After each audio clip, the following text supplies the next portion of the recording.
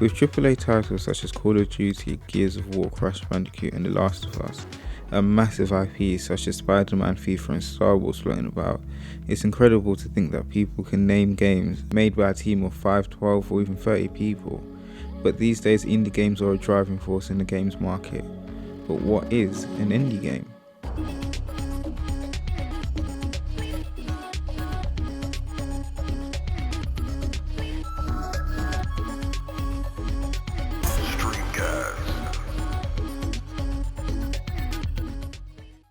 The indie gaming scene is really hard to define. It normally consists of really small teams. The term indie gaming was coined in the early 2000s, but it can be traced back to the early 70s and 80s. PCs are so integral to the development of indie games past and present. It has really stood the test of time, where from its first induction in the home, the first indie games were made and seems to remain. In the days of Nintendo, Sega and Atari-ish, there was little games available on the PC, so people took that into their own hands and started to develop their own. Coding magazines helped the rise of independent coders, where either you'd wait for a patch rollback to come in a couple of months, but in most cases the developers worked it out themselves. Even though people dared to dream, by the end of the 90s it became sticky for indie developers, as distribution and publication costs became too high. In the early 2000s, distribution costs was helped by the ultimate in yin-yang, the internet. More so home broadband, as this helped sell directly to the consumer. That and sites like Miniclip gave us access to games we wouldn't get on our consoles, in schools, libraries and in internet cafes. Then came the biggest moves for indie developers, Steam. Having this storefront in a very digital market at very affordable prices helped cut through the clutter that is PlayStation, Microsoft and Nintendo marketing war, and helped market a lot of indie games being made mostly on Unity or Unreal engines. Smartphones helped too, with more and more popular games since the Snake era, with some following simple formats too, helped raise the profile and possibility of indie games. They give you more of a sense of community within the game itself. You've got some games that, like the AAA games, that there's a community behind it, but when you're actually playing the game, you're playing as yourself, by yourself, and there's no real kind of atmosphere to it. Whereas indie games, especially if you play with friends and play with people online, everyone is still there to enjoy that game and have fun. So I think just continue what they're doing with the whole kind of community base. And because they are quite small companies, the fan bases are quite dedicated to that one game, or to the collection that they may be making.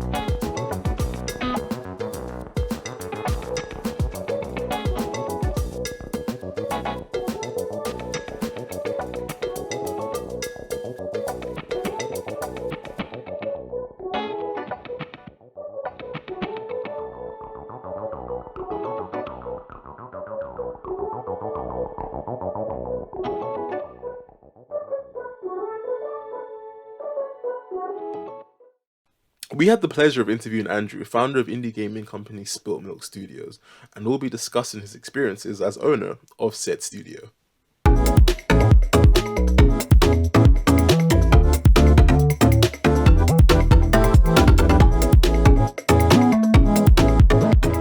So being an indie developer as opposed to a AAA developer, I think the biggest benefit is as I said, I think that is that freedom and the sense of community. I feel that if everyone here is wearing so many hats, producer, designer, whatever, we all kind of get the pressure and that side of it.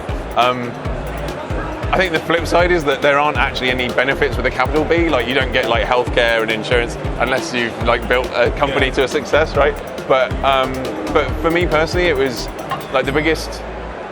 One of the reasons that I started it was growing out of wanting to just make fun games for that reason alone, and thinking about building a team, building a company and a culture that other people can come into and do their best work, And I think that being an independent developer, really indie just means small and underfunded, really, doesn't it? So eventually we might end up being a AAA just because of the budget sizes and the team sizes.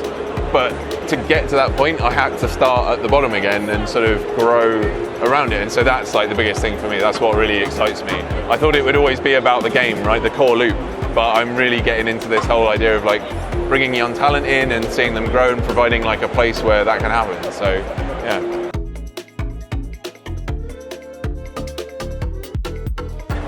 The thing that inspired me to become a game developer, I think was the power of games themselves, which is a really la-di-da sort of an answer, right?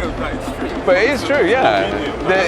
It's a medium, it's an art form, and they're little worlds to explore, right? I love games of all kinds, puzzle games, logic games, strategy games, but the ones that always bring me back are worlds that I can explore. And back in the my first memory of video games was a Pac-Man machine, a tabletop thing in some dingy hotel. I know, just this alien thing, these colours and these noises. It's just completely new. And then ever since then, I've just been drawn to it, and that's the kind of what we do with our games. We try and make worlds that are interesting and fill them with fun characters and fun things to do. Right? That's what it all boils down to. What was your Pac-Man high score? Oh, I don't know. It's terrible. It's terrible. It's probably 0 because I didn't even have any pocket money. The best thing about being an indie game developer is the freedom. So I did my time, if you like, in AAA and bigger studios, and they're brilliant for learning the ropes, for understanding as much as you can about all the different aspects about making games. But ever since I've gone independent, it's being my own boss is nice, right? No one's there to yell at me if I'm late. I'm never late. I'll say that, but it's that ability to sort of follow your heart a little bit. You've got to make sensible decisions. You've got budgets, you've got people, you've got skills. There are skills you don't have, so don't try and make games that don't fit that. But ultimately, if it comes down to it, if something feels wrong, you can change it. If it feels right, you can follow it, and that's the best part of it, definitely.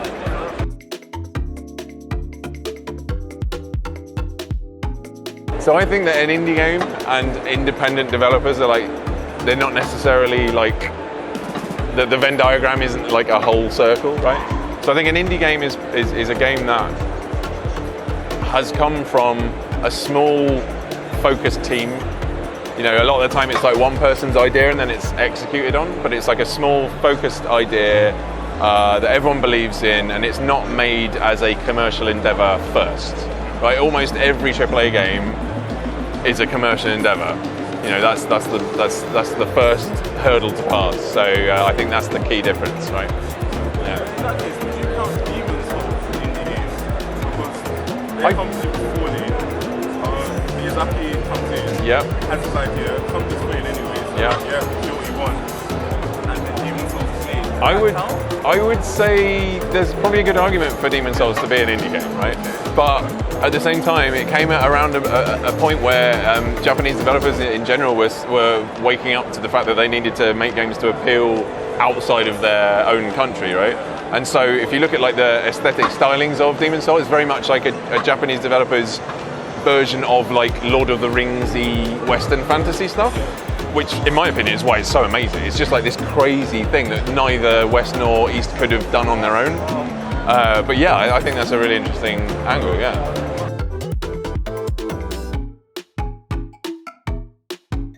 Stargrave Reapers is like, it's like a super arcadey two-stick shooter with like run-based like roguelike stuff. It's kind of a trendy thing, or has been for the past couple of years, you know, like you die, you start again, things are different. But as with everything we do, it tends to sort of be heavily inspired by like 90s era Sega arcade game kind of aesthetic, like bright colors and fun characters, and like, for want of a better word, it's like a video game, right? Like, it's not trying to be like high art or anything, but yeah, essentially it's a story about like hope. It's about like humanity fighting against aliens that are way more powerful than they are. There should be no hope, but somehow you're gonna succeed. You're gonna break out and sort of move on from this time loop that you're stuck in. Yeah. And there are parallels to be drawn there, I think, with like indie development and like trying to find support and funding and success, right? So with everything that we do, even though I say it's like a very video gamey thing and it's not an art piece, we always have to find a personal connection. Yeah, otherwise you're not going to care. It's going to, you know, there are days you just don't want to work on these things, even though they're your babies. So you need something to like push you through that, and that's what it is for us. Thank you for watching this installment of Streamcast Explores. Make sure you like, subscribe and share. Let your friends know about the content we're producing. And of course, you can go back and watch the first episode or wait a little while for the next one.